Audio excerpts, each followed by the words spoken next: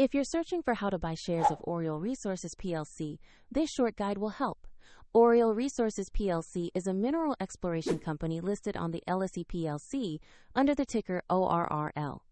This is an educational guide, not financial advice, so always research and consider your own risk before investing. To buy ORR.L, you need a brokerage account, and we'll use eToro as an example to show the steps. After registering, you must verify your account, usually with an ID, and add funds before you can place a trade.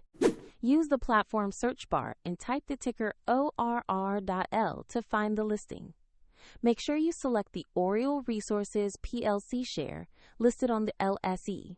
Open the asset page to view basic company information and the price chart for ORR.L.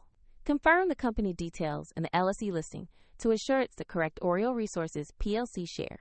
Click Trade or Buy, enter the amount you want to invest, review order details and fees, then confirm the purchase.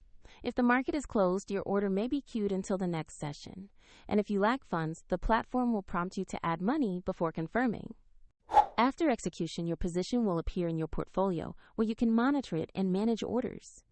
A link to the example eToro page is available in the description if you want to explore the platform.